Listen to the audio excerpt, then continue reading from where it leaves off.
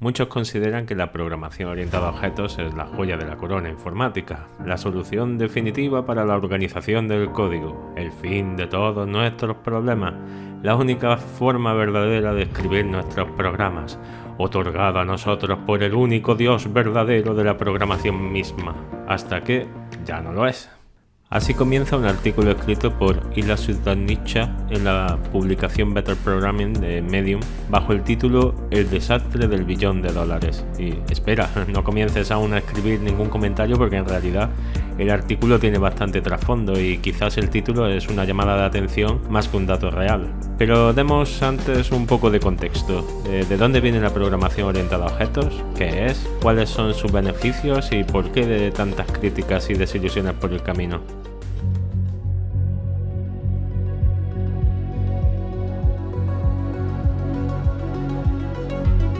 Antes de continuar, un inciso. ¿Te gustaría apoyar a nuestro canal? No olvides que puedes suscribirte y activar la campanita para no perderte futuro contenido. También se agradecen me gustas. Y además, si nos prefieres en formato podcast, podemos acompañarte desde Spotify. Ahora sí, continúa. Alan Kay. Para empezar, tenemos que poner de relieve a una persona que ha sido fundamental para llegar al punto actual de la programación orientada a objetos, Alan Kay.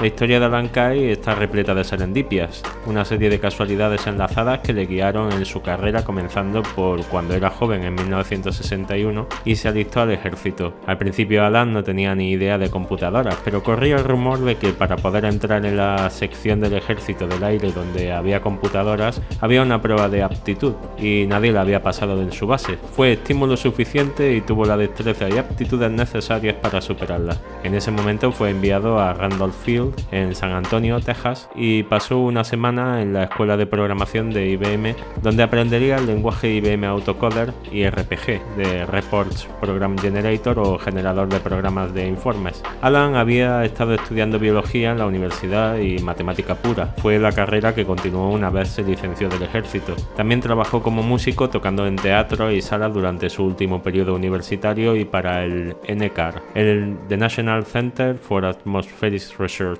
en Boulder, Colorado. Una vez se graduó, estaba demasiado cansado y no quería un trabajo de verdad, así que decidió buscar una universidad que impartiera un máster en computación para relajarse un poco.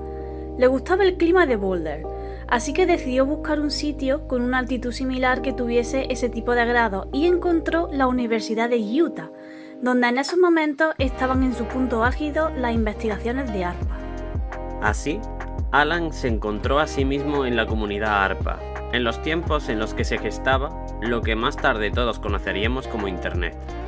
A esto, sumamos que Alan se encontró con Sketchpad, un lenguaje de programación con gráficos y con Simula, el verdadero precursor de la programación orientada a objetos, tras lo que podemos entender cómo llegó a elaborar la idea que más tarde acuñaría con ese nombre.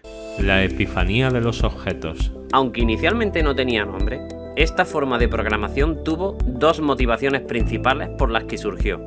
Por una parte, a gran escala.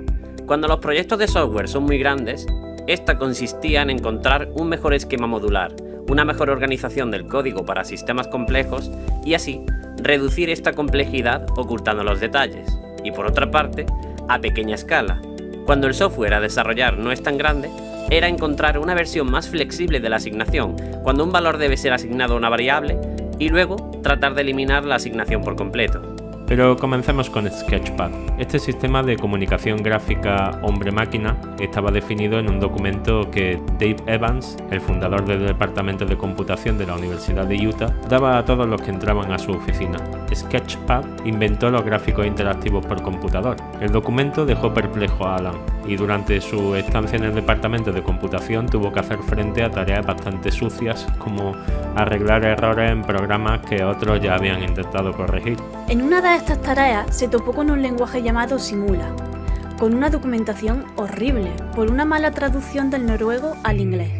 Habían empleado mal las palabras activity de actividad o process de proceso, haciéndolas no coincidir con su definición en inglés.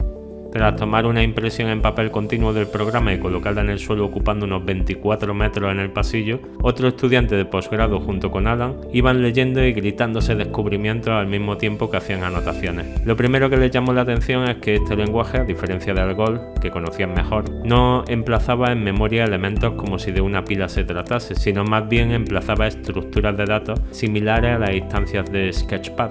Ese gran éxito le impactó y cambió a partir de ese momento. Había visto esas mismas ideas en otras ocasiones las suficientes veces para reconocerlas y finalmente tener una epifanía. Su especialidad en matemáticas se había centrado en álgebras abstractas y sus pocas operaciones aplicables a muchas y diferentes estructuras. Su especialidad en biología se centró en el metabolismo celular y la morfogénesis a mayor escala, con sus nociones de mecanismos simples que controlan procesos complejos, y un tipo de bloque de construcción capaz de diferenciarse en todos los bloques de construcción necesarios. Finalmente, todo lo aprendido con los computadores y en especial con Sketchpad y finalmente con Simula, le sirvió para llegar al concepto, ya que todos usaban la misma idea, aunque para diferentes propósitos. Una frase de Bob Barton, principal diseñador del computador Burroughs B5000 y profesor en la Universidad de Utah, se le quedaría grabada a partir de ese momento. El principio básico del diseño recursivo es hacer que las partes tengan la misma potencia que su todo. Por primera vez, pensaba en todo ello como un todo, como una computadora al completo y se preguntó, ¿por qué alguien podría querer dividirlo todo en pequeñas y débiles estructuras de datos y procedimientos?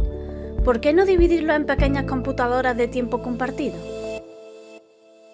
Smalltalk y la programación orientada a objetos. Dicen que la necesidad incentiva la creatividad y los siguientes años, Alan los pasó trabajando en una computadora muy limitada llamada Flex.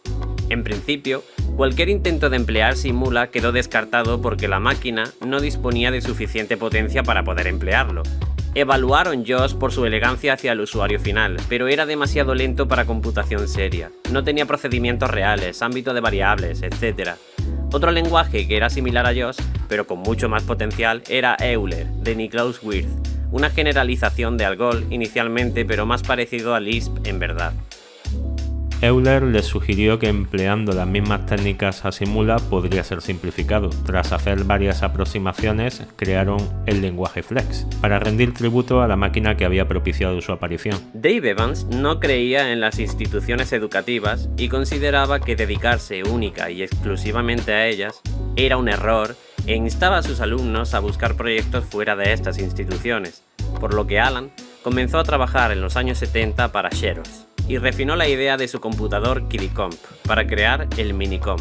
El lenguaje creado para el computador fue llamado Smalltalk.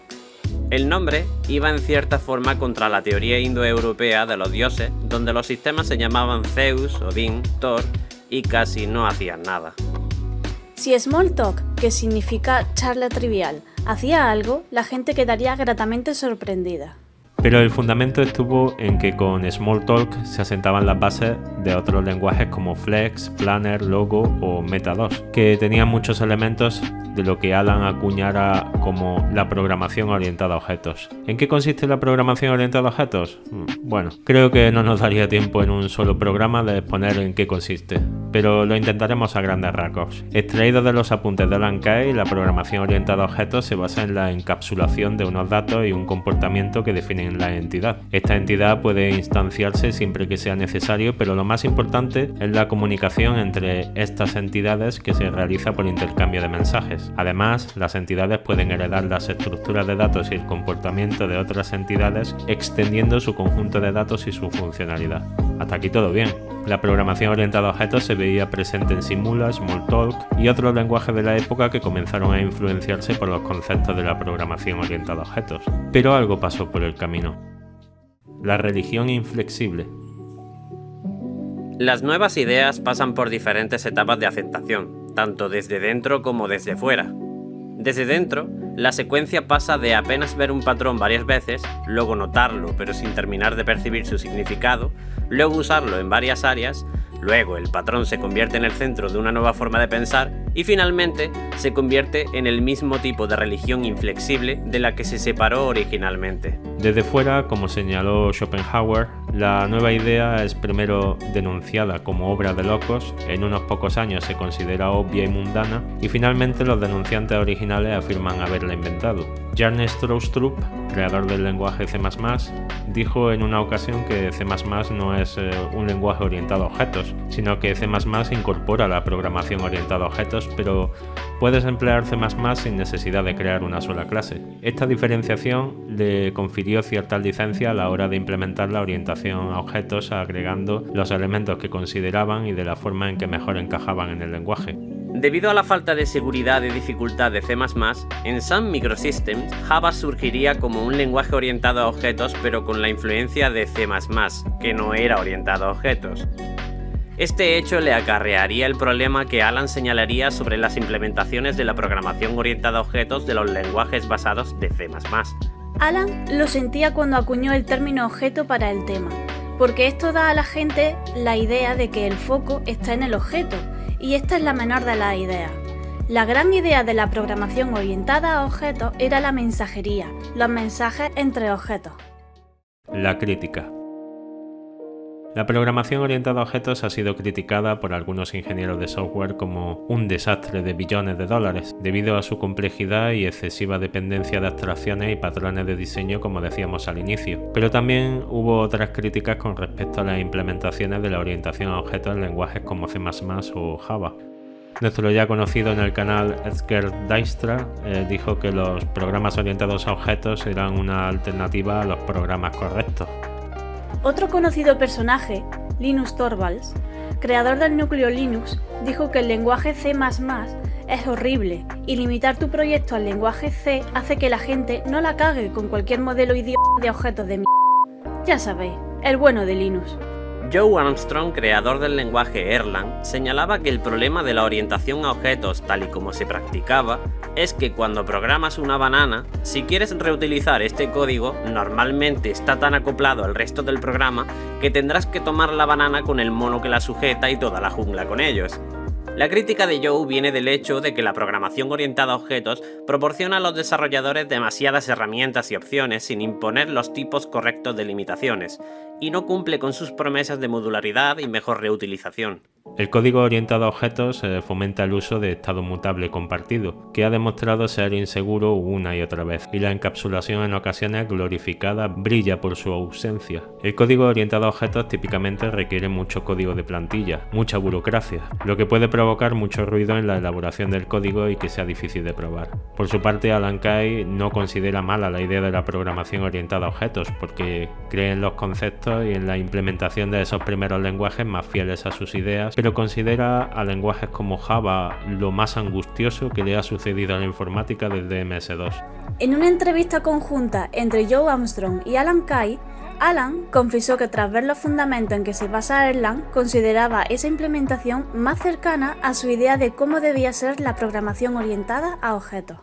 Conclusiones. Aunque el autor del ensayo inicial dijo que la orientación a objetos ha costado $1 billón, no deja de ser sino una cifra teórica y en verdad sin mucho fundamento. La crítica, como has podido escuchar, en su mayoría se basa en opiniones de personajes de renombre y en sus experiencias con esos lenguajes de programación. Es cierto que la programación orientada a objetos implementada en lenguajes como C++, Java, PHP, Ruby o Python no se parecen a la idea original de Alan Kay sobre lo que debía ser la programación orientada a objetos, donde cada elemento es un pequeño ordenador en sí que se comunica con el resto y mantiene su información. Sin embargo, y en verdad, esta visión se asemeja más a lo que conforma el modelo actor que a la programación orientada a objetos en sí. En este tema siempre habrá amantes y detractores para la forma en que evolucionó la programación orientada a objetos tal y como la conocemos hoy en día. Así que ahora te toca a ti. ¿Consideras que el autor del ensayo tiene razón y la orientación a objeto original es mejor y debería emplearse más? ¿Crees por el contrario que la gente se queja de los lenguajes que más se usan y por eso escuchamos de forma repetida siempre estas quejas? Ve a nuestra sección de comunidad y deja tu voto sobre si prefieres programación espagueti, estructurada, funcional u orientada a objetos.